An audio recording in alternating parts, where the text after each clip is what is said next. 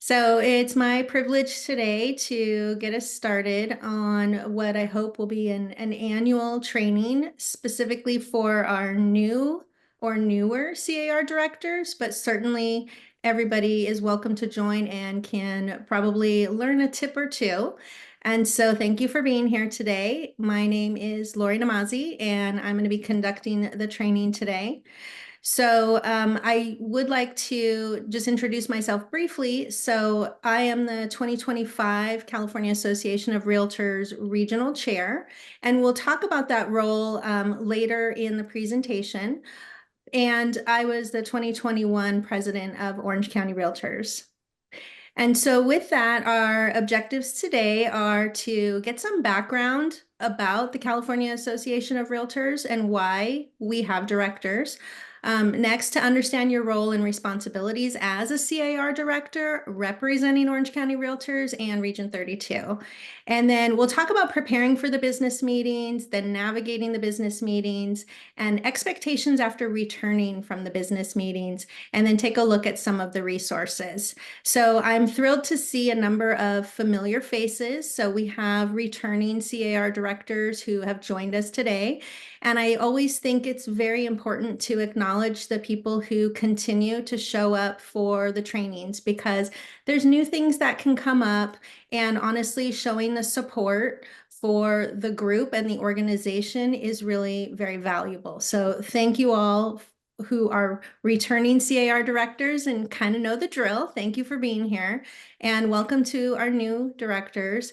And overall, thank you everybody for being engaged in the industry, for investing your time, your talent, and being a part of growing the association and the level of professionalism across the industry. So I thank you all very much, and I look forward to sharing this information with you. So as Ed mentioned, I'm doing this in collaboration with our professional development and leadership committee. And we recognized that there was a void in the preparation for our newest California Association of Realtors directors. So we wanted to give a pretty thorough overview about what to expect. And many of you were on the session yesterday that was hosted by CAR. And so you'll see a little bit today that was covered yesterday, but I dive deeper. And so there certainly was great valuable information yesterday. There were a couple of notes I took that I said, oh, shoot, I should remember to include that here.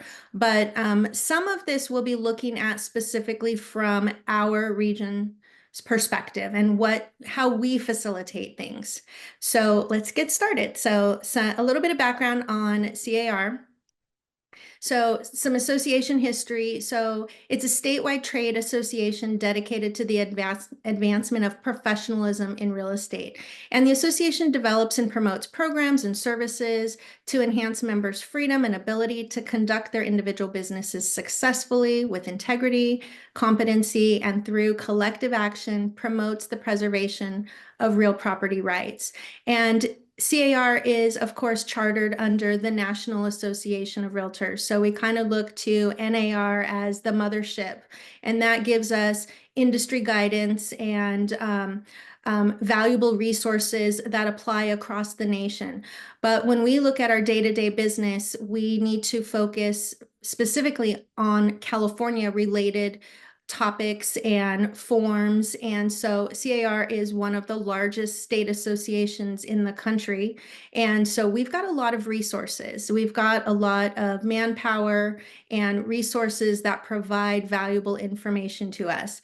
And then, of course, at the local level, we have 99 associations across the state make up the California Association of Realtors. So we're just one of 99. And the Orange County Realtors, we are the largest in the state. So we too have a lot of resources, a lot of great manpower behind us to provide resources to our members. And so with that, if we look back at the history of CAR was founded in 1905 with approximately 70 real estate agents, and the first president was Francis Ferrier. And in 1920, they renamed the association from the California State Realty Federation to California Real Estate Association, and then in 1975 to the California Association of Realtors. So we've gone through some evolution. And at Orange County Realtors, we've also gone through some evolution with merging of a couple of associations and our renaming just a few years back. So recently, CAR has emphasized the development and distribution of products, programs, services to assist members across the state to achieve success in their individual real estate businesses. And so we look at that as a model and try to emulate that at our local association as well. And today, the California Association of Realtors, I've heard it's only 99 associations, but their website does say 100, with more than 205,000 realtor members. And when we look at the Department of Real Estate, their count for licensees is over 400,000. And so there's a gap between the 205,000 approximate members at CAR and over 400,000 licensees. And so it doesn't mean that there's 200,000 non-realtors. It means there are a lot of agents who are no broker affiliated, who are out of the business. Maybe they've passed away. Those numbers are still counted in the Department of Real Estate's count. So it's unclear what that actual count for non-realtor members. However, in my 23 years in the business, I've never once met a non-realtor member. So I just find it interesting. Our goal is to always promote the realtor brand, but understand that there are non-realtor members. So those non-realtor members are getting some resources from CAR, but they pay for those. They pay for those separately than we do. And they certainly don't follow a lot of the same guidelines and code of ethics. They're not bound to the code of ethics. So just real quickly, I want to show you CAR's mission statement and vision statement, because I think it's important that we understand, what the goal is. The goal of this organization is really to enhance the real estate industry. And so through that, the mission of CAR is to shape, promote, protect the real estate environment and to focus on real property needs of consumers. And so when we go to the state meetings, keep that in mind. We are looking at the future of homeownership and the future of the industry. And we do that first and foremost through our mission statement and use that as our guiding light to make sure that everything we do supports that. Then you can see the vision statement there. CAR drives innovation and opportunity in the real estate profession and the market. So a good business has a plan. And so CAR has a strategic plan that's in place for the year 2023 to 2025, which means we're in the last year of that cycle. And at some point this year, the Strategic Planning and Finance Committee at CAR will look at the existing plan and start developing the next plan.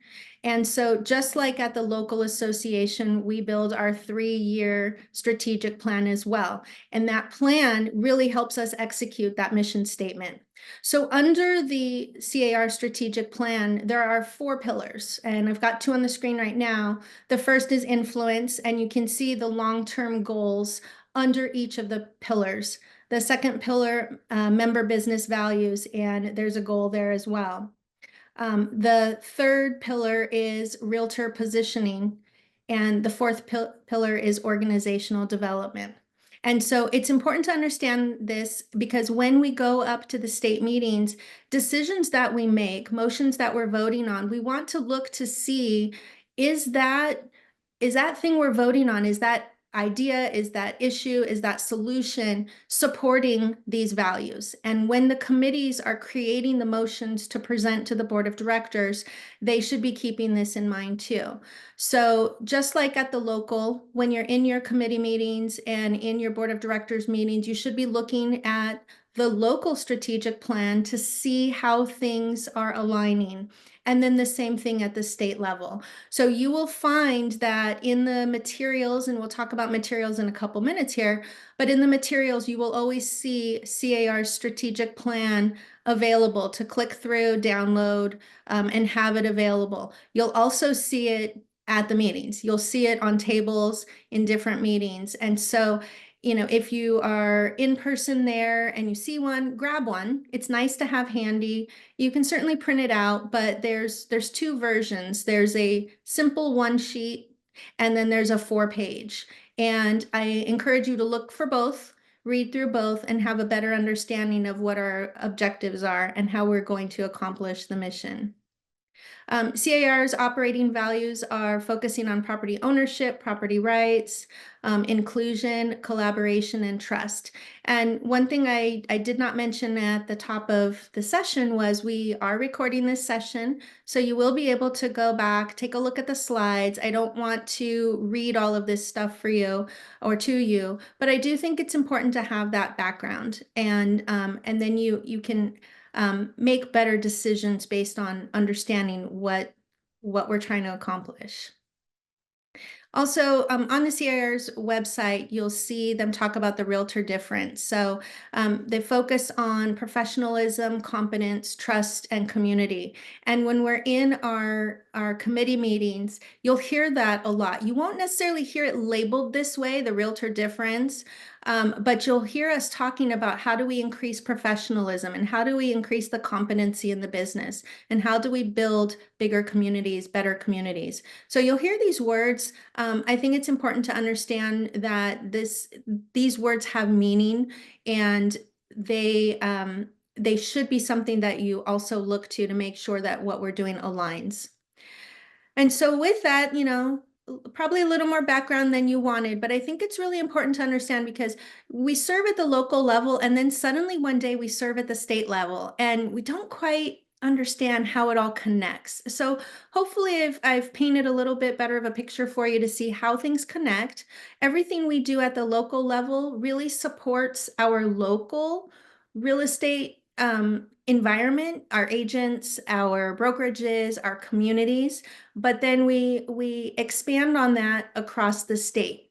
And so now we'll talk about understanding your role and responsibilities as a CAR director who is representing Orange County Realtors and Region 32. So the role of the CAR director is to represent the entire membership across the state of the association. So the 210,000 licensees or 205,000 licensees that are part of the organization. Our job is to represent all of them. So directors are expected to serve on CAR committees, prepare themselves about the issues important to the industry, and provide an ongoing flow of communication between membership and the state association. And so with that, the membership is grouped into 30 regions across the state. Now, here's where it gets a little confusing. We are Region 32 of the 30 regions. So there used to be and no longer is Region 20 and 26. So those have merged into other regions, and rather than renumbering everybody, we have 30 regions, but we are Region 32. So if you're ever in a committee meeting and you are a regional representative, which we'll talk about that role, but if you are representing the region and they're calling you in order by region number, just know you'll be last because we're the last one. 32 is the last one. So Region 32 is comprised of 3 associations. It's us, Orange County Realtors, the Newport Beach Association of Realtors, and the Laguna Beach Board of Realtors. And so when we go up to CAR, we are sent by Orange County Realtors. So we are representing Orange County Realtors, but we're also representing Region 32. We identify when we're there as Region 32. And understand that with that, we're not just representing the interests of Orange County Realtors, we're representing all of the membership across Region 32. And so when you represent the region and our membership, You need to keep that in mind. What are the interests of the people in our local area? What are the needs? What are the challenges?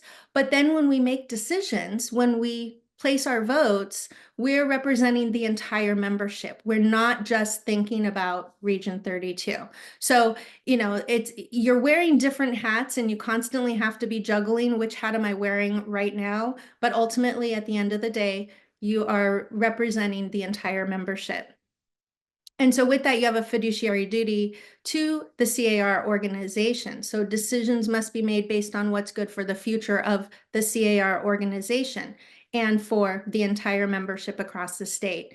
It's not a time to promote your personal interests or the interests of your brokerage or of Orange County Realtors or even of Region 32. So we are there representing the message and the need of our region, but at the end of the day, we're voting on behalf of the entire membership.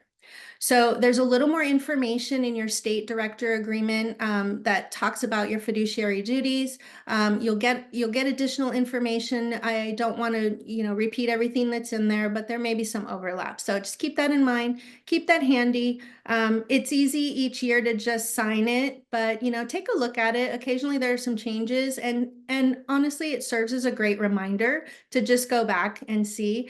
I was rereading it to prepare for this presentation, and there are a few things I thought, oh yeah, that's a good note. That's a good point to make that, even I hadn't necessarily thought of specifically. And so let's talk about some of the roles. So you might be on a committee, you will be on a committee, or you can be a forum member at large. So either a committee member at large or a forum member at large. And members at large may be appointed by the president of CAR for a committee or on a forum. So if you are a member at large, you are a voting member. Forums don't present motions and they don't vote, but they're lumped together in this conversation. But if you are a member at large, you are a voting member, you are expected to represent the entire membership in that committee, and you are often selected due to a special expertise or a strong interest in a particular area of the association. A CAR requires directors to have one committee. At Orange County Realtors, we require that you will be assigned to 3 committees. We want to make sure that when you are at the meetings, you are maximizing your time there and you are very engaged. So you can check with your regional chair. And again, for 2025, I'm the regional chair. The regional chair person will change each year. And because we have the 3 associations, we rotate. So this particular year, Orange County Realtors is the designated association to have the regional chair. But you can also check with our staff for your assignments. So I do have a list if anyone needs the list, and next year's regional chair, each year's regional chair will have the list. So I want to point your attention to the director update emails. These emails are very informative, but they are very repetitive. So they look the same every single time. And so I want to point that out because it's easy to just say, oh, I already read that. But understand you should, at a minimum, read it the first time around for the upcoming meeting and then skim through it, see what's new. Unfortunately, they don't specifically call out what's new in the email, so it does visually look all the same. And I had to put it on 2 pages because it's really long. But go through, and if this is your first time attending a meeting, you should have already received a couple of these emails already from CAR.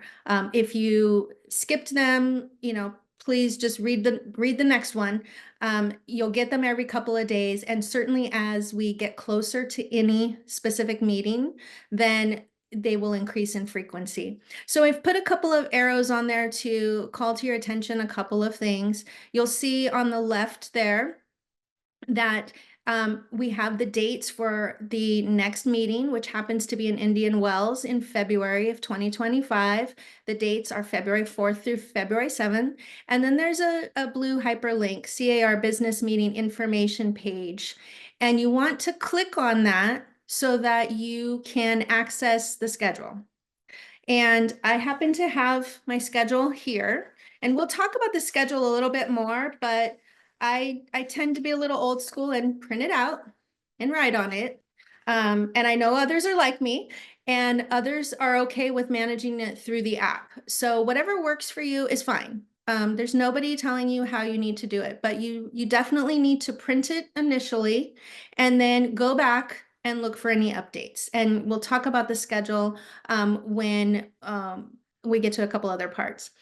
The other arrow on that screen is for the summary of action items. That will absolutely be updated regularly, because as committees are deciding what's going to be on their agenda, what's going to be talked about, then they will update those agendas, and you'll find them in the summary of action items. You'll find the agendas there, and then any specific motions that are known at the time of this release.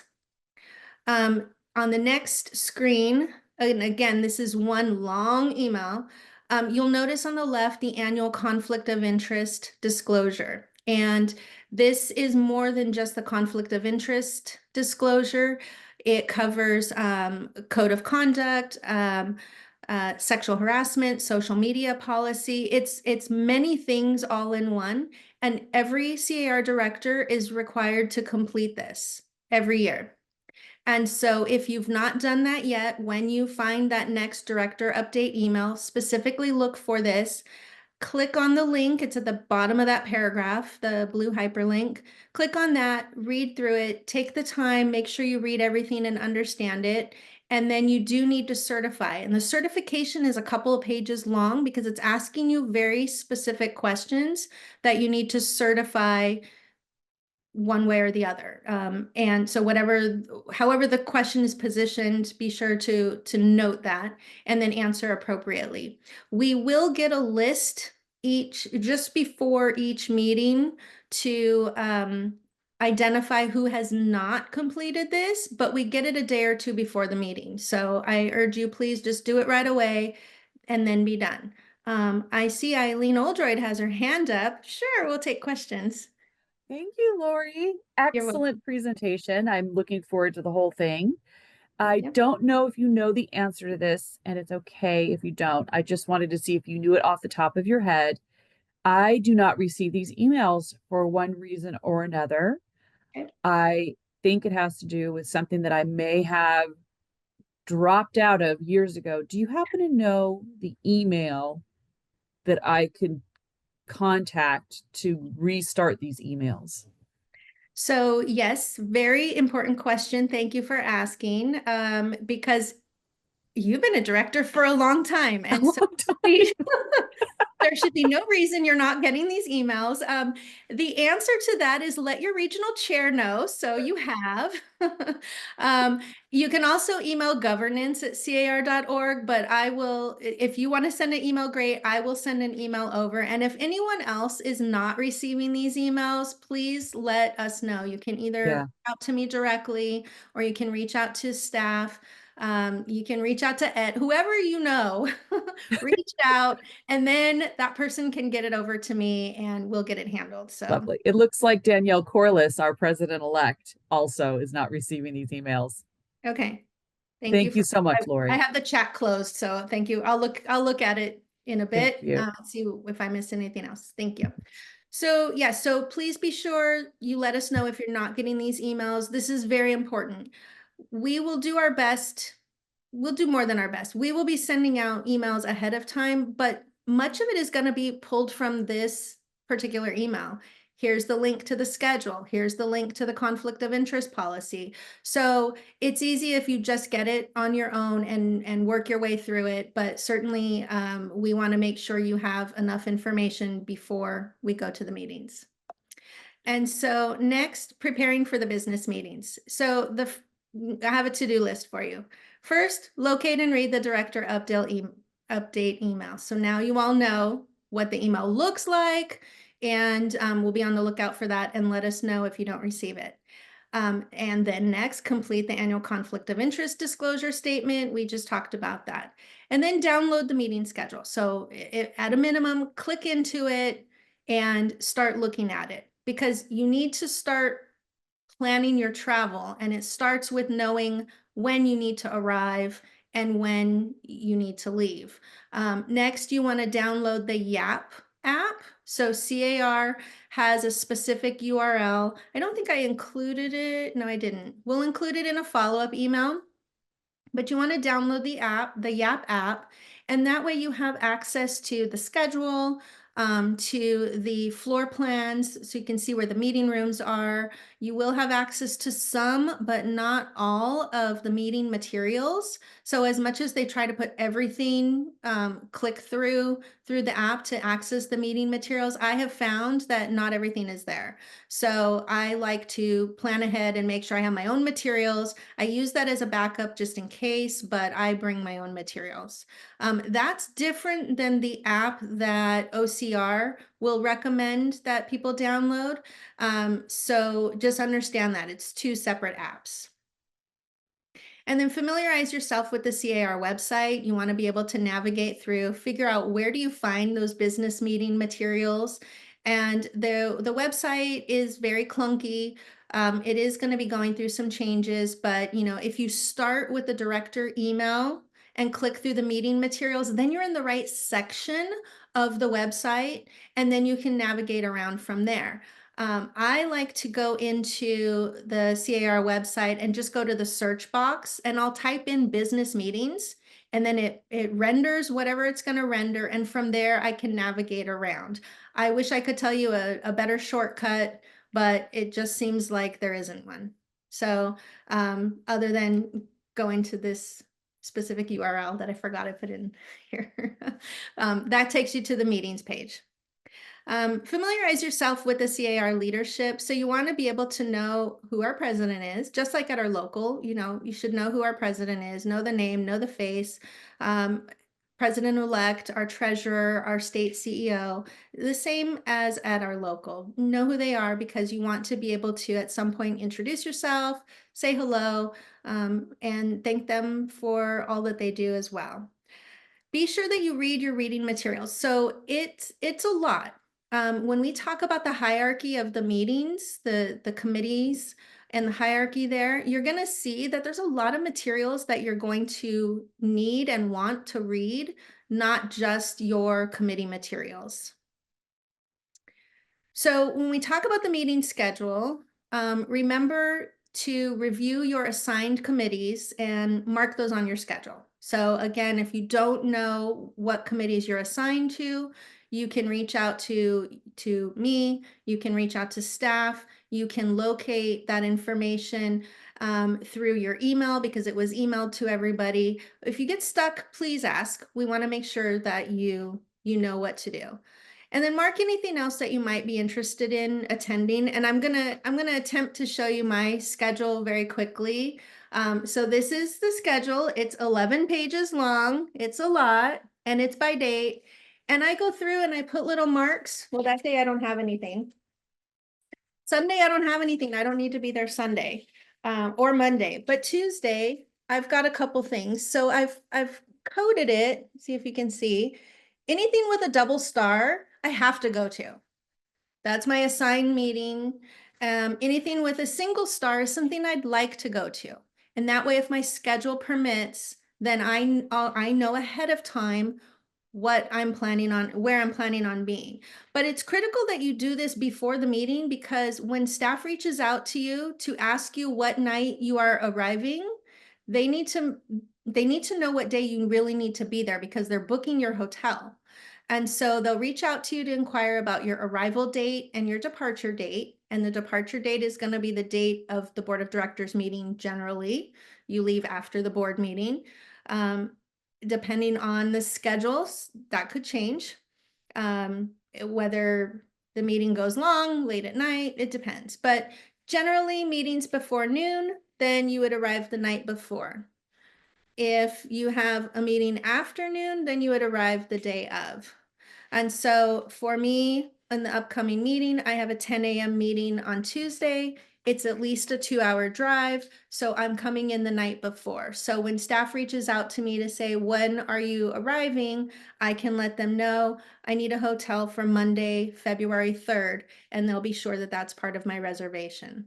If I didn't have anything Tuesday morning, I had something in the afternoon, then I could drive out Tuesday morning and arrive on time, and therefore we don't need to book a hotel room. Keep in mind, we're trying to manage our expenses. That's part of our fiduciary duty, to manage the expenses, manage the membership money. And so with that, we don't book hotel rooms unless we need to. So again, your departure date should be after the board of directors meeting, and staff will arrange your hotel room through the room block. So now let's talk about navigating the meetings.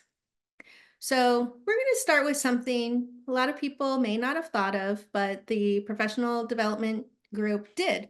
And I think that this is a really good and important thing to think about, because if you don't know, you don't know.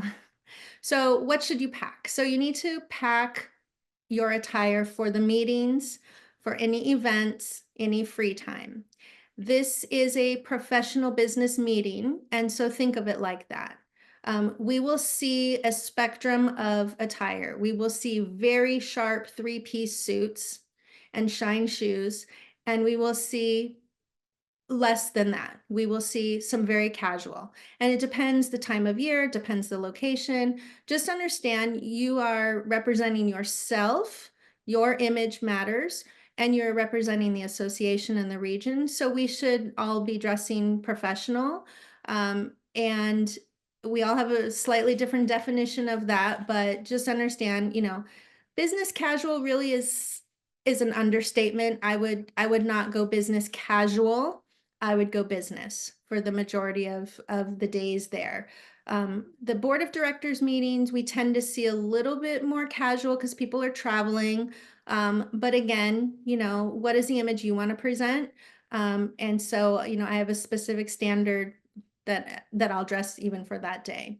But we do have events. Sometimes there's an installation, so that's a more a dress up event. Occasionally it's a business casual event. They'll usually let us know. It's generally cocktail, but don't be surprised to see formal ball gowns and tuxedos and realtor prom type attire. And then of course you have some free time. So whatever you are going to do in your free time, then you can choose what you're going to bring. Bring layers, the rooms are cold. Even in the hot locations in Sacramento in May, when it's very hot, the rooms are still very cold. So bring some layers. Let's talk about the importance of shoes. You are going to be doing a ton of walking. So wear something that's comfortable for you. I love high heels and love to wear just cute high heels, but I can't do it day in, day out for 5 days without having very sore feet at the end of the week. So along with your shoes, bring some Band-Aids because you may need them. And over time, you just sort of learn where your limits are. And I have. Next, bring your notes and your meeting materials. Make sure you have the latest information. As I mentioned, agendas are being updated.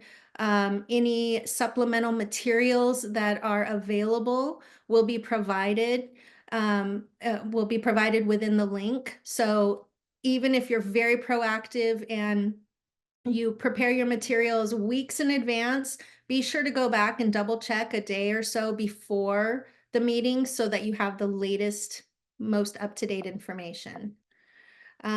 Next, bring any work-related materials. We are there to work, do the association work, but we are all still running our businesses. So whatever you're going to need for your business, bring it with you. That could include your laptop, iPad, other device, whatever you desire. Bring business cards. I know in a digital age, everyone loves business cards, but quite frankly, when people ask me to scan their QR code for their business card, it never saves in my phone.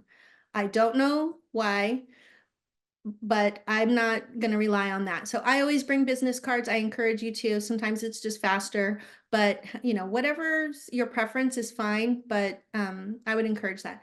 Bring some snacks because in the morning our meetings are early and sometimes we don't have time for lunch. And sometimes there's very few venues for lunch and the lines are very long. So bring some snacks, keep them in your bag, whatever you're using throughout the day in case you want to munch on something. I will go to a local store when I'm there and I'll grab some bottles of Starbucks coffee because the lines at the actual Starbucks are usually just so long and I don't want to wait. So I'll grab those, throw them in the refrigerator in the hotel. So just a little tip there. And then bring cash because when you do go out with your friends to eat, sometimes it's easier to split the check if you have cash. You may need to tip a valet, you may need to tip a bell person, you're tipping the housekeeping. So always have cash. I learned that the hard way. And as I mentioned, review the schedule for any updates. And then upon arrival, check in your hotel. Your credit card will go on file, so be prepared to bring a credit card that can be charged because you will be charged and then reimbursed after we return, and we talk about that later in the presentation. And then as your time permits, depending what time you got there, if the registration desk is open, go register, pick up your badge, pick up any materials that are available that are being passed out. The team that mans the desk is the credentials team, and they can help answer a ton of your questions. The credentials team is made up of CAR directors and also staff. So they're there just like you. They know the lay of the land. They know where to find the answers. So don't be afraid to ask them questions as well. And then look for any signage. It's very helpful to navigate around. All right, so now we're going to talk about the makeup of meetings. So the committees are generally comprised of a chair, two vice chairs, the 30 regional representatives, and members at large. Some committees make policy recommendations, others are there to establish certain projects or programs or disseminate information about particular subjects or serve in an advisory role. The committees are created by the CAR Board of Directors, and they could be standing committees or exist for a specified amount of time or work on a short-term issue. Maybe it's a task force that has been established for a period of time. And then the committees report to the board of directors with a few exceptions, and all policy decisions are made only by the board of directors. So as the committees are doing their work and making motions, those motions are going to the board of directors who approves those. If there's any fiscal implication contained in a committee's recommendation, then the Strategic Planning and Finance Committee will review those. And then each committee presents its recommendations to the executive committee for review, and then it goes to the board of directors for actions. And association policy is only determined by the board of directors. They are the last decision maker on that. So there are also committee liaisons that are appointed by the leadership team. They serve in a non-voting advisory role to the committees that they're responsible for. So they work with the chairs and the vice chairs of that committee, and they assist in communication between the committee leadership and the leadership team, which is the executive committee. So this is our meeting schedule. We have 3 meetings per year. Our winter meeting is generally January or February. It's often the end of January, early February. This year it is February. Then our spring meeting is sometime in April or May, and it's always in Sacramento. And then our fall meeting is generally in September or October. And so the types of meetings that we will be attending while we're there are either meetings, forums, and then there are some closed sessions as well. So we put together this hierarchy. The CAR doesn't have anything like this, so I put it together. It's not perfect because the process, the makeup of all of the committees don't fall specifically perfectly. So, but what I wanted to illustrate is at the very top is the board of directors, and everybody reports up to the board of directors. But under the board of directors, you'll see there's the executive committee. And so that branches out between the committees and the board of directors. And then we have a ton of committees. You're going to see it on the next slide. But I wanted to illustrate the closed committees. We've got a number of committees that are closed, which means it's by invitation only.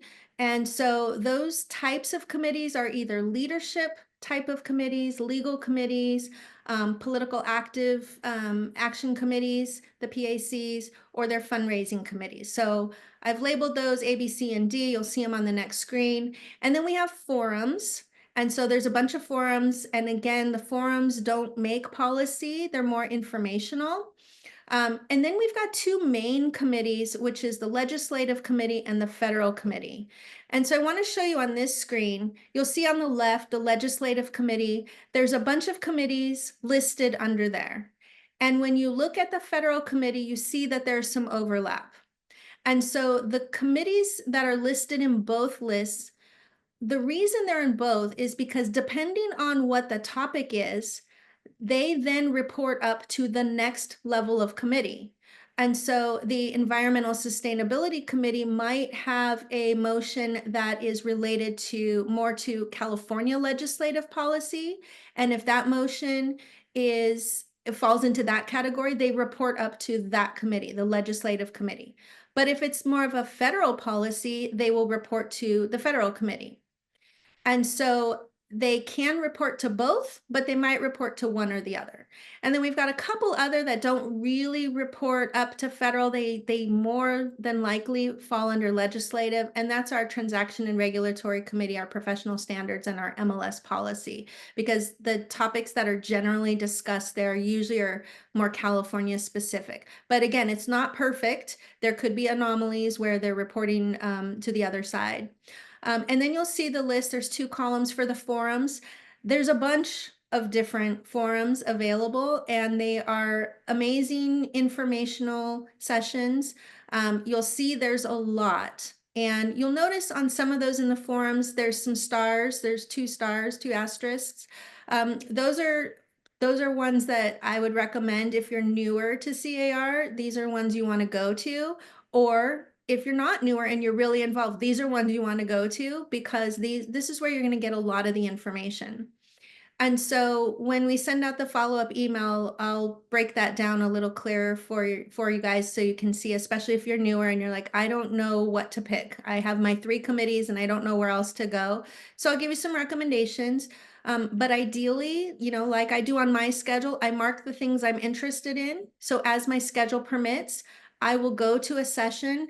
And there's benefits of going to sessions that I'm not absolutely required to go to. Number one, I'm going to learn something. I'm going to hear information that I may hear in another committee as well, but I might not.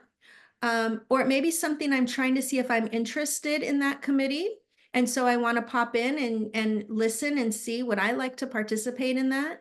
So you want to fill your schedule as much as possible with a variety of different sessions. And then, of course, on that far right, where there's closed committees, and I've categorized them, the A, B, C, D categories that I mentioned.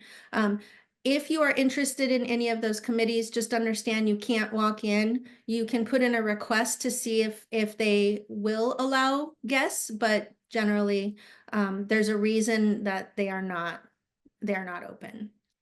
So on the CAR website, there is a link to the committee descriptions and the mission statements of each of those committees. So if you want to learn more about each of those committees, understand more. So then when you apply for committees for the following year, you can take a look at those and learn more about them.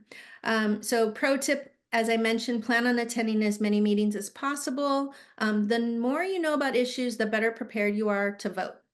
And as I mentioned, it's a great way to see what committee you might want to apply for in the future. So last fall, there was a task force, and I happened to be on that task force.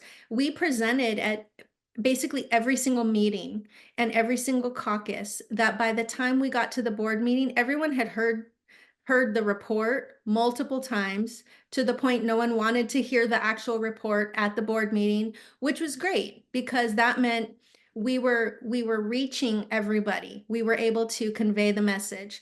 And so that's really important. And so understand, there may be things that you see and hear about multiple times, but I'll tell you, let me go back when we look at this hierarchy, if you are assigned like in your first year to the legislative committee, and then you don't attend any of those meetings that fall under the legislative committee, you get to the legislative committee and you're lost because it's in those lower committees that they're talking about the issues. That's where the motions are coming from. And so if you show up for legislative, that's great. But if you haven't heard the backstory, if you haven't heard the deliberations over it, then it can be really confusing because a lot of times in legislative or in federal, those meetings, those motions are reviewed very quickly because they've already been vetted. And a lot of people, for example, homeownership housing, a lot of people that are on the homeownership housing committee will then go to the legislative and federal committee, and they're on those committees, they're there to vote there as well, but they've already been part of the conversation, so they understand the issue. If you only show up to legislative and federal, it's really confusing. And then there's always someone who will go to the microphone, raise their hand, go to the microphone, and basically say, wait, can you give me some backstory on this? Well, that's part of the materials we should be reading. And so if you miss that lower level committee, for example, homeownership housing, if you miss that meeting, it's okay. But as you're preparing for the legislative or the federal meetings, go back to the motion or the report that's being presented at that meeting and see where it originated from, and then go online to the meeting materials for that committee, and then you can read about it there. So if it sounds like a lot, please reach out. We're here to help. So I want to talk briefly about the regional representative. So not to be confused with the regional chair. So I mentioned earlier, there are 30 regions. We're region 32. I'm the regional chair.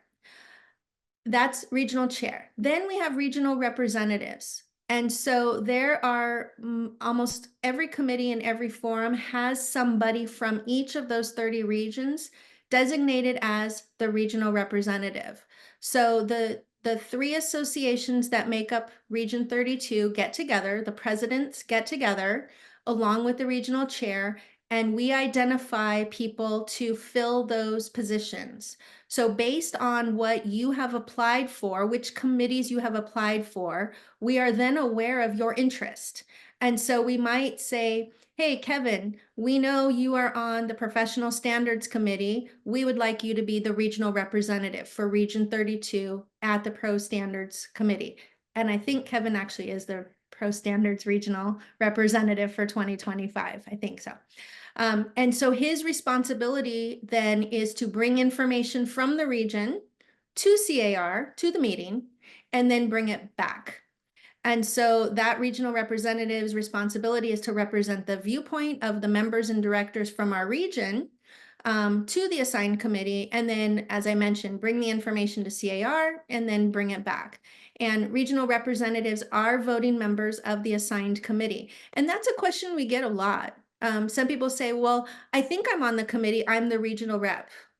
If you are the regional rep, then yes, you are definitely on the committee and you are a voting member. But it's confusing because then your other committee assignments will say member rather than regional rep. So then, I can understand the question. People aren't sure, well, am I a member and can I vote? And the answer is yes. And so with that, there are some meetings, usually there are forums who will actually call up the regional representatives to the microphone. Risk management is one of them. They at least will generally say, let's call region 1 through 15, and then you get in line at the microphone. You don't have to get in numerical order. It's okay. So as I mentioned, region 32, sometimes we're last if they call us in order, but if they call us in a batch, just go to the microphone and stand in the line wherever you choose to. But keep in mind when you are bringing information from the region, we have 2 other associations and we should be reaching out to them to ask them. And I'll use risk management again as an example because we have a very robust risk management committee at Orange County Realtors. We need to know, we know what our issues are. We consult with the risk management committee, we consult with Pro Standards, we consult with the MLS committee. What are the issues? we are not great at reaching out to Laguna Beach and Newport Beach to ask them what are their issues. And I will speak from experience. I did not personally reach out to them when I was a regional rep for risk management. And I learned I should have done that because their issues might be different than ours. And so when you're in that meeting and they're calling on the regions, it's actually really interesting, especially in risk management. It's interesting to see what are the issues across the state, because sometimes issues start here in Southern California. And so we're well versed on them. We've seen it, we know how to handle it. But sometimes they start in Northern California and we haven't heard of it. And so we learn from them. Wow, this is something we need to be looking out for. So do pay attention whether you're the regional representative or not. Listen to what's going on across the state because it's very informative. So when you attend meetings, arrive early. If you are on the committee, you sit at the front of the room. There's usually tables there, so you'll see where the separation is. There's tables and then there's no tables. There's just chairs. So if you're on the committee, if you're assigned to the committee, sit in the front. Attendance will be taken. There's either a QR code that they'll display on the overhead or they'll send a sign-up sheet around. So CAR is keeping track of attendance and then they share that attendance record with Orange County Realtors. Have your agenda, your issue briefing papers, any notes, whatever you are using, have with you. Make sure you've read it, come prepared, ready to discuss and ask your questions. If you're the regional representative that we just talked about, where you are responsible for bringing information to CAR to the meeting, you're also responsible for bringing information back from that meeting. So if you are assigned as a regional representative, your notes need to be good because you need to be able to refer back to it. Participate actively, participate in the meeting. Don't be afraid to raise your hand, share, say what you have to say. Understand video and audio recording is not allowed at all.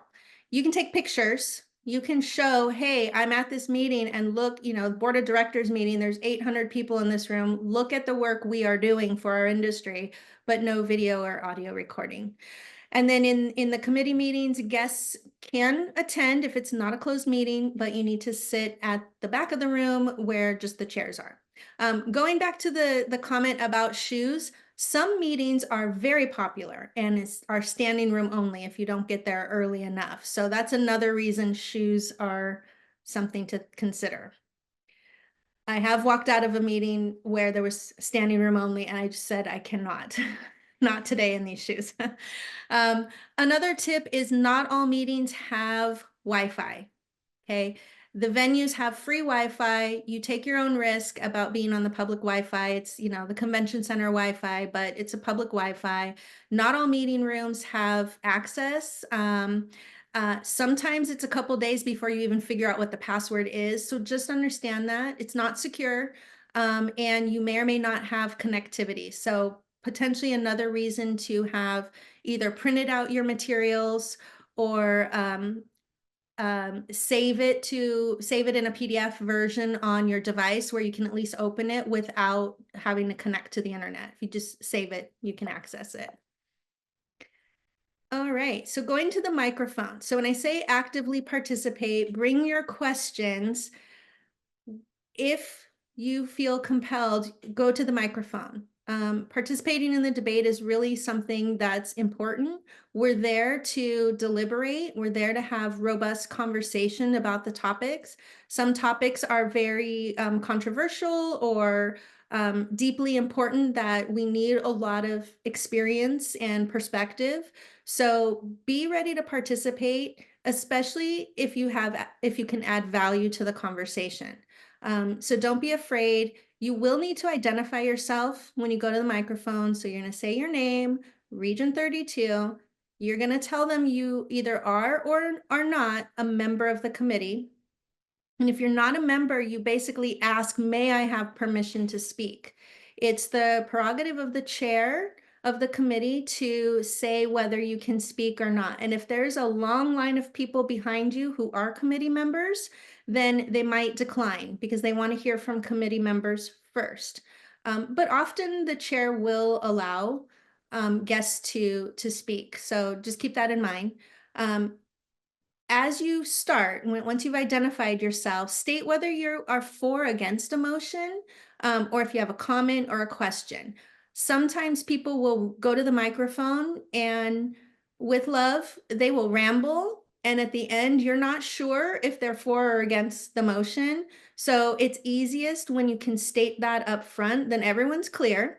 And sometimes you might be partially for and partially against. It's okay to say that. You know, you might agree with part of it and disagree with part of it, but just try to be clear up front. Be considerate, be logical, be brief. Don't repeat things that have already been stated. We want to know that people are in agreement, either good or bad, in agreement with something, but we don't need 20 people to go to the microphone to say they agree and here's why, and they're repeating everything. That's not productive. So we're looking for different perspectives. What are we missing? You know, we've talked at length about this topic, but is there some angle that we've overlooked? That's what we want to hear. Okay. So when we vote on motions, only members vote. Generally, we have a voice vote in the committees. If necessary, if it's hard to tell what the outcome was, then they'll ask for a raised hand vote. Non-members do not vote. Once in a committee meeting a couple years ago, we did have to do like a ballot vote. We had to write it down and pass it in because it was difficult to see with the voice vote and the raised hand vote. So occasionally it happens. So now at the end of the meeting, after it's wrapped up, approach the committee leadership or the forum leadership, introduce yourself if they don't know you, thank them for the meeting, ask them if there's anything that you can do to help in any way between now and the next meeting. That is something that is on our report. Did you ask? Did you volunteer to participate? And many of us do when we get on work groups and task force. And it's great to be able to participate in those additional conversations to help guide the future of the organization. When you do that, offer your business card, ask for theirs. You know, not only is it to participate, but you're also networking. You want to make these connections with others there, and it could be a future source of referrals. You never know. If there are any great speakers that were presenting, typically at one of the forums, get their contact information and put that in your report. Let Orange County Realtors know, hey, there was this great speaker on this topic, and that gives staff the opportunity to look into it to see if it's somebody we would like to bring to the association to present to our group. Now we're going to talk about the regional caucus. So at the end of the day, on 2 of the nights, we will get together as a region. So all throughout the day, we might see each other in the hall, we'll see each other in committee meetings, but at the end of the day, it's usually 4:30 or 5 o'clock, we meet as a region to discuss the issues that we're going to be voting on at the board of directors. So those conversations help us form our opinions to the action items that we're going to vote on, and allows us to decide whether an action item is warranted, or if we need more information, or if we have additional questions. And with that, any feedback from the caucus, then the regional chair will take back to the executive committee and let them know, hey, our region, you know, we like this idea, but we need more information about this component. Or we don't think this is a good idea. Here's the reason why. The executive committee is trying to get a pulse on where the body stands with a particular motion. And as I mentioned earlier, some things are a little more controversial, or a little more of a greater change that warrants a lot of different perspective. And so the discussion is really helpful. And as a regional chair, we bring that back to the executive committee to let them know, you know, here are the concerns, or here are the questions, or here are the rumors. And we need to do better at explaining this so people understand, because there's a lot of hall talk, which is people, you know, talking about their opinions. And sometimes some of the facts are misunderstood or misrepresented or were not shared. So that's what we do in our regional caucus. They're critical to our participation, our intelligent participation, especially at the board meeting. The meetings should cover action items. Those should be our priority. We have a large group. We have a lot of meetings that are covered. So we've got a lot of representatives who are coming back and talking about what happened in their meetings. I'm going to be a little stricter this year with making sure we focus on priority items, things that are motions that we're going to be voting on. Love to hear the information from forums, but that's going to come secondary after we've reviewed the business that takes the priority. So if we have time, we'll talk about some of the forums. If not, then we will read that in the reports. Perhaps we'll do debriefs after the business meetings are over where we can hear more information about some of those forums. So I know we're gonna have, at least at this first winter meeting, we're gonna be talking about the task force that was put together for the number of business meetings. That's gonna take up some of our time, quite a bit of our time at the meetings this month, next month. So you will be submitting your report, so you can always put more details in your report. If your committee had an action item, we want to talk about that. If there's something, really critical, like standard forms, they may not have any action items to present, but they might be presenting that there's 10 new forms coming out. So we will leave space, we'll hold space for those types of information. Other information that's a nice to know will go in the reports. Don't make evening plans that conflict with our regional caucus. We will try to stick to, start time, end time. And then your evening plans can begin after that. So plan ahead, but don't plan over the regional caucus. I want to touch on the executive committee because once we leave our caucus and if there's any feedback or questions or concerns, the regional chair will go to the executive committee, and each of the committees has reported their motions to the executive committee so that they can be reviewed ahead of time before they're presented to the directors. And sometimes the executive committee will make recommendations to the existing motions. They'll either recommend an amendment or they'll recommend a rejection.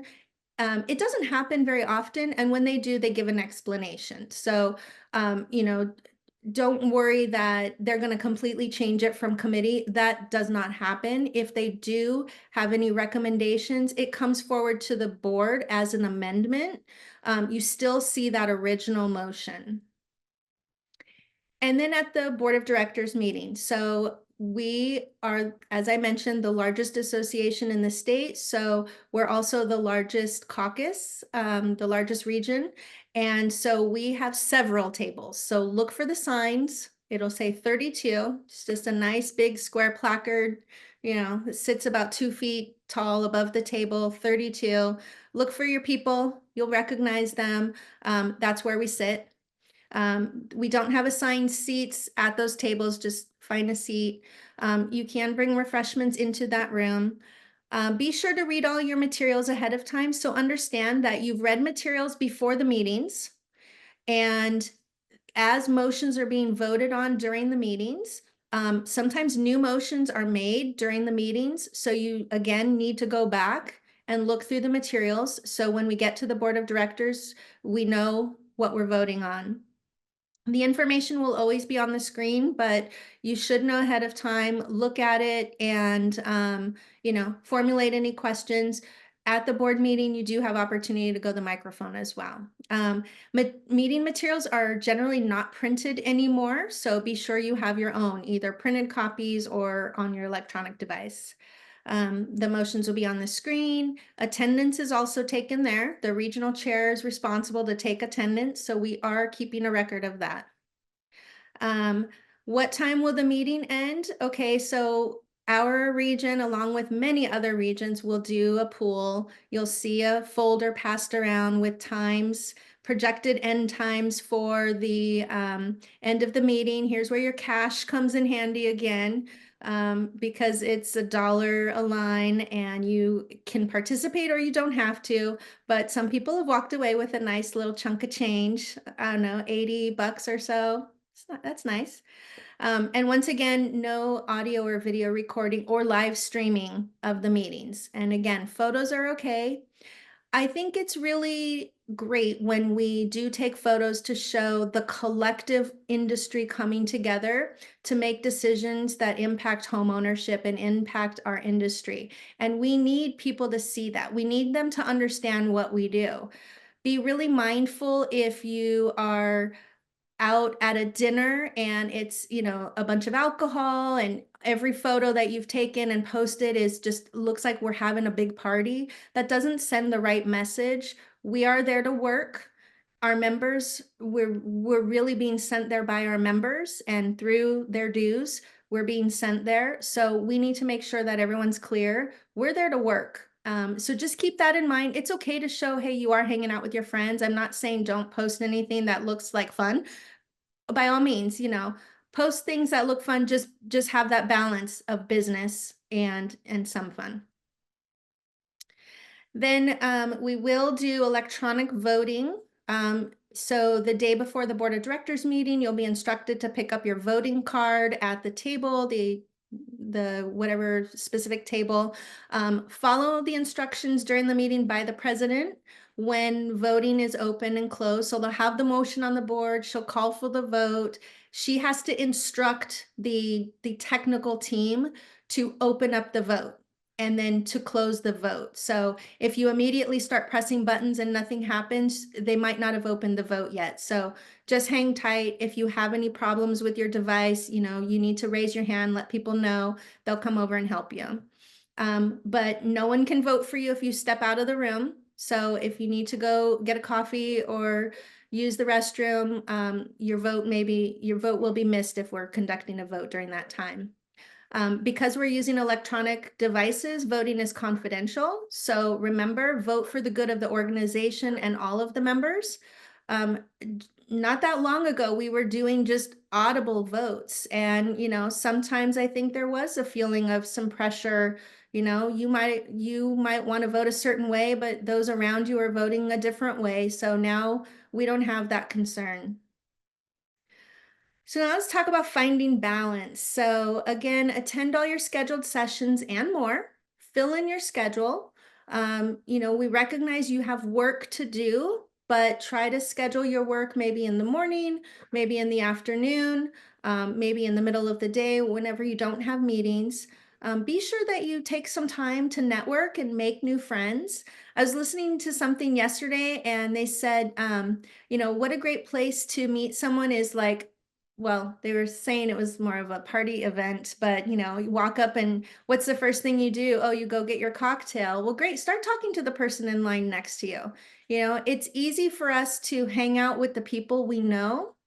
I will tell you, my closest friends in this business are from across the state because I hold my friends locally very close to me, but I've made a lot of friends across the state. And so I encourage you to do the same because you're going to learn about a new market.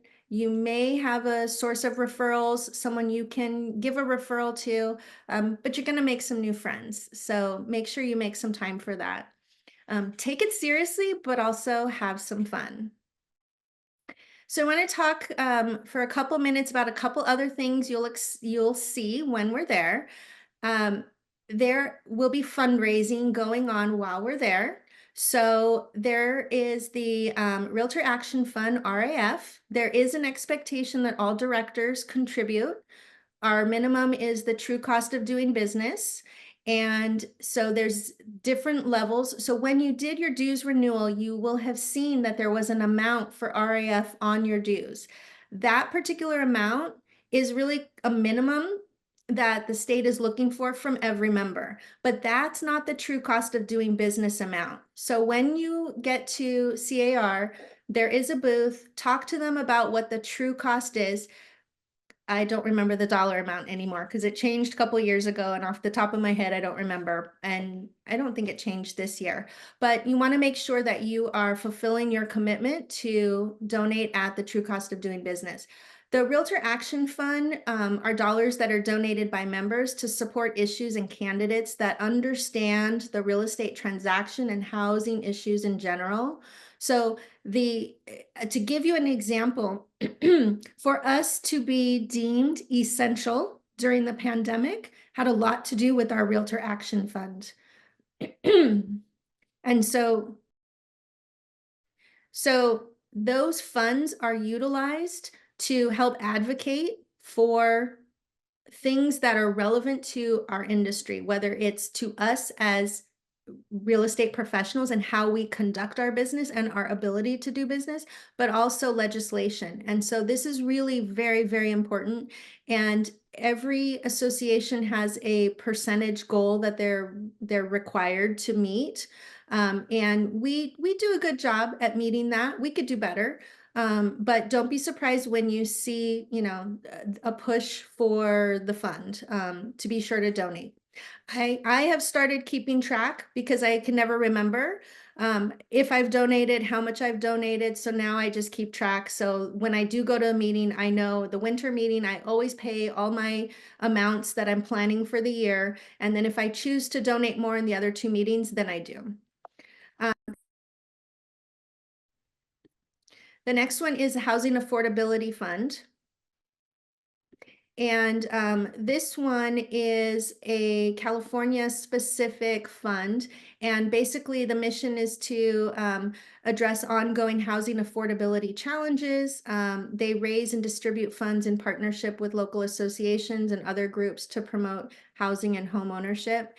And there's a Pathway to Home Closing Cost Assistance grant program that has been really utilized a lot.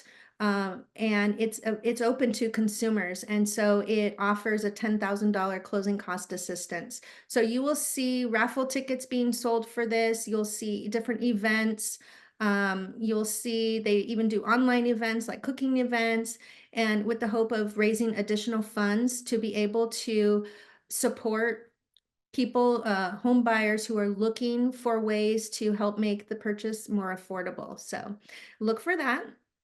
There's no specific requirement on that one for directors to contribute, but we hope that you will. And then there's our Realtor Relief Fund. So we have the National Association's Realtor Relief Fund that is for recovery and natural disasters. It was started just after September 11th.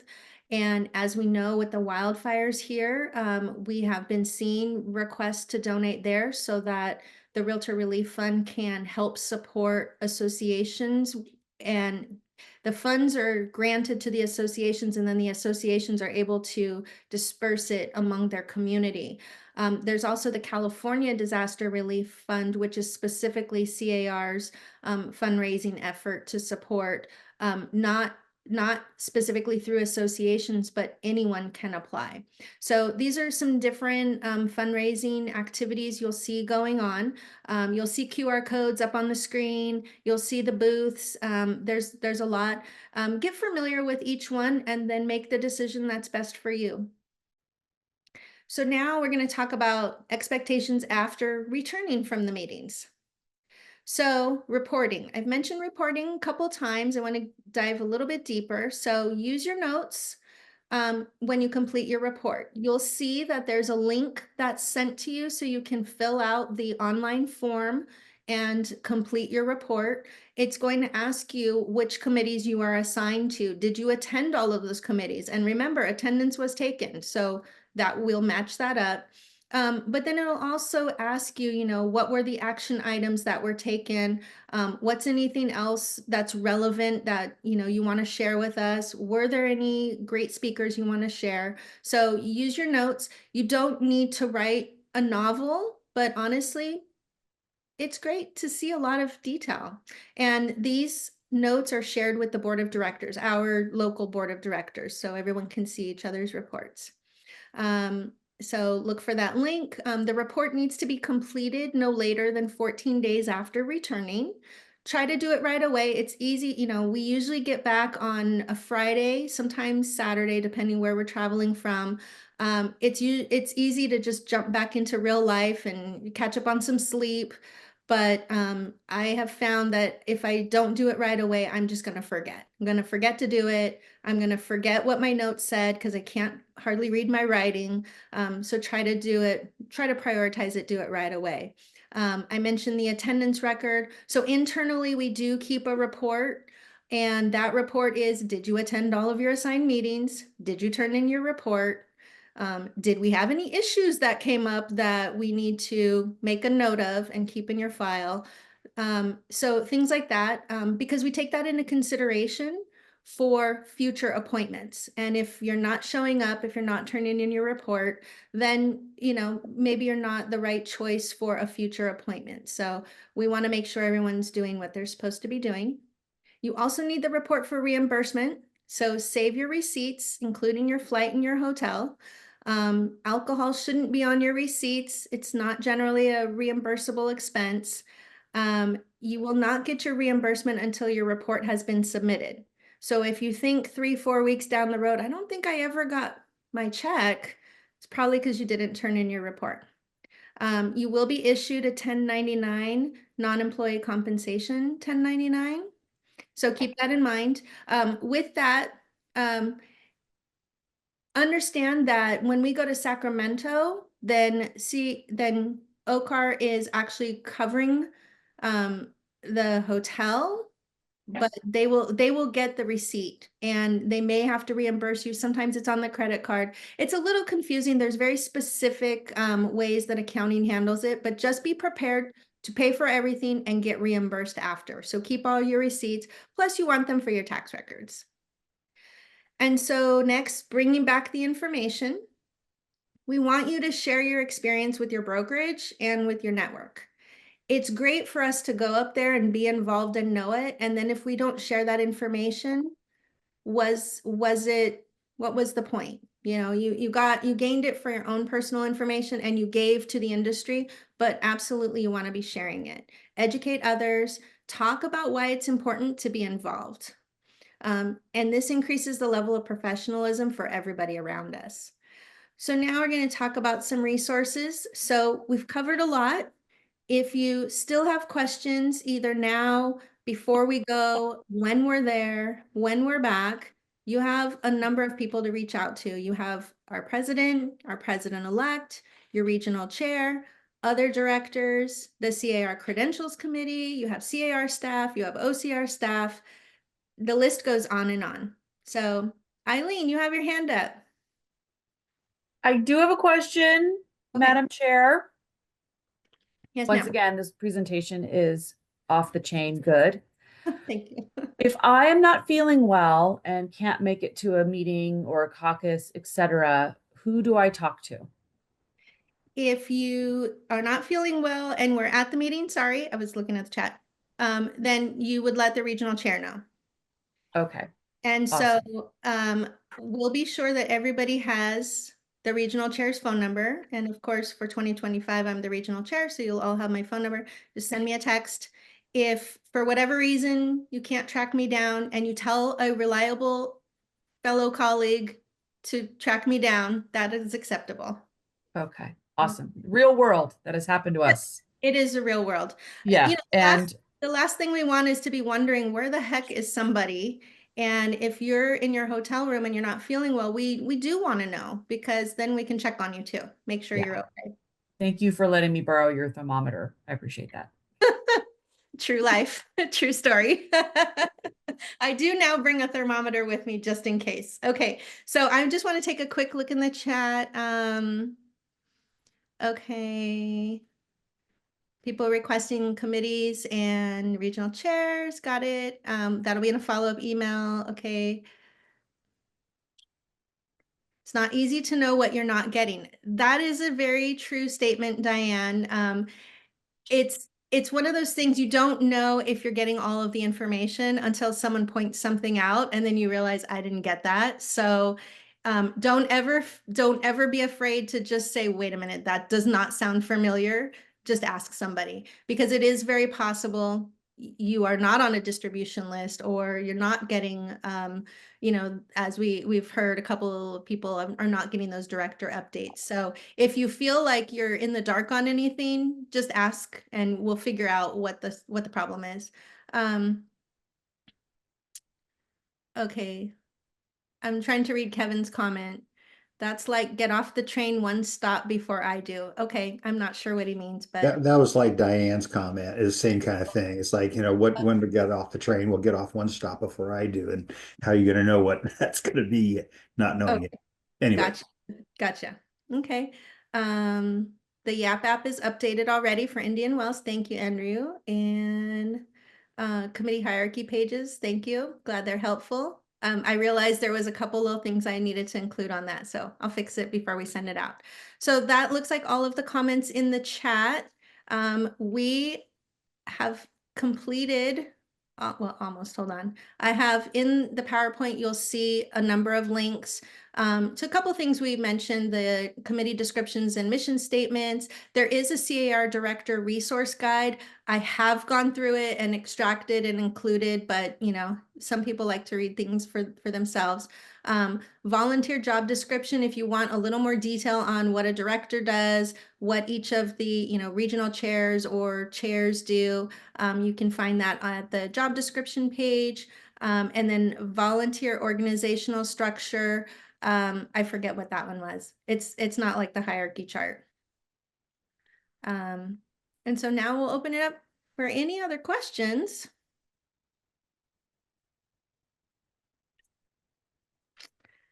Yes, Kevin. thank you, Lori. Great presentation, by the way. So business attire, I just want to make sure I'm fairly clear. Suit, tie every day, or what is it that you're looking for exactly? I mean, I'm on Sergeants at Arms also, so we have a blue thing Yes. that we wear. But other than that, I want to make sure I'm dressed appropriately. No, I wasn't sure if you were still Sergeant at Arms. You always are dressed very well for that position with your assigned shirt. I mean, honestly, I don't want anyone to get too hung up on it. I don't want you to go get a new wardrobe. Just look professional. When we look at today's standards, there is a greater business casual. And it's an individual thing. For me personally, I'm not wearing jeans 5 days in meetings. That's not how I want to present myself in those business meetings. Will I wear jeans at the board of directors meeting? Well, last year I was on exec, so no, because I was on stage. Other times, if we're gonna be in the car for a really long time, I might wear jeans, but I'm wearing, you know, like an OCR shirt, a blazer, um, just just look professional. You know, I want to say look how you'd want to present yourself to your clients, but I've seen some things that I would not wear in front of my clients, so that's not a good gauge. But I don't honestly, you don't have to wear a suit and tie. You really don't. But a lot of people will. So whatever you feel you're best in, I think that's what matters. What do you feel you're best in? Well, okay, never mind. Never mind. Andrew. There we go. Two things. One, are we still doing a WhatsApp group for the CAR directors? And then two, what was my second question? Oh, was there a tire announced for the installation? Thank you. Great questions. And I will look into whether we're doing the WhatsApp. I think the person that was usually heading that up will not be attending. So I don't have an answer on that, but I think a lot of people liked it. And so we will put that in a follow-up email. And if we're doing it, we'll include a link. As far as attire for the installation, I haven't heard that it is, I haven't heard any specifics, which generally means it's more cocktail. Especially for that venue, it tends to be cocktail. I think really the only thing we've seen in the last few years is a previous past president that said we're not doing formal, like please come casual. Other than that, it's generally cocktail. So Okay. again, whatever you feel comfortable in, that doesn't necessarily mean, you know, over the top. Just whatever you feel good in. Right. So, Okay. Yeah. Because last year I think it was like beach chic, and then I was like, I wasn't sure if this year was like desert chic or something. So okay, thank you. if you'd like to do desert chic, I'm sure that would be acceptable. Diane. I'm a little, oh, there we go. Okay. I'm a little fuzzy still on the regional committee chair. So if I'm understanding correctly, and correct me if I'm wrong, that means that on that committee, I'm a voting member on that committee. I'm taking books of notes so that I can come back to your caucus meeting that you run and report to the caucus what I heard in that meeting, what motions they're considering, and then whatever the caucus decides, I take back to that committee. Am I understanding correctly? You got some of it right. So we'll start with that. So it's a regional representative. So Right. I'm the regional chair, and the names are very similar. So you are assigned as a regional representative for one of the committees. So yes, you go to those meetings, you're a voting member, you sit up front, you may be reporting there. Like risk management generally reports in person. Some of the committees ask via email for you to send in your report ahead of time, and they don't necessarily review it region by region. They just compile it ahead of time and then sort of give a recap on, common themes or anomalies, things like that. So yes, at the meeting, you're going to vote, you're going to take notes. When we go to caucus, the meeting that I'll run, then you will report any action items, anything that really everyone needs to know about right away. And then you don't go back to your committee to report that because you won't have your committee meeting again. But you will come back to the caucus to report it. So we've already talked about that. You come back to us via the caucus, report it, and then put more details in your written report. Okay. So when you say, and when I go to my committee meeting, I will have a report due there. Where am I getting that information? This is my first time. Okay, so that's a great question, and that's not something I covered. So usually the committee leadership will reach out to all of the committee regional reps and let you know, we want you to report on this. So Got it. like with risk management, there's not really a list of questions. It's more generic. It's, hey, what are the issues in your area? And that's kind of like the only question that you prepare for. Other meetings might have more specific information. When I was chair of the Professional Development and Education Committee at CAR, we required a report for each of the 3 meetings, but we were looking for different information at each of those 3 meetings. So the questions were different. Okay. So All right, but I'll get this like request for information in an email. Generally, yes, I will make a note and look to see which committee you're assigned to, and then I can shed some light on how you will probably receive it and maybe from who. Okay, perfect. Thank you. Cool. And then for everybody, if you are a regional representative, and I would say, maybe 1 week before the meeting, if you haven't heard from anybody on the committee, let me know. And then we can find out, should you have heard something. Some committees, as I mentioned, if they're more policy committees, they don't always report. So just let me know if you haven't heard from anybody, if you are a regional rep. And I'll make a note to send like a follow-up email to each. Maybe I'll do an email specifically to all the regional reps. Just as a reminder, here's what you are responsible for, and ask, have you heard from your committee, things like that. So I'll make a note of that for everybody who's a regional rep. Okay, and Miss Eileen. Yes, ma'am.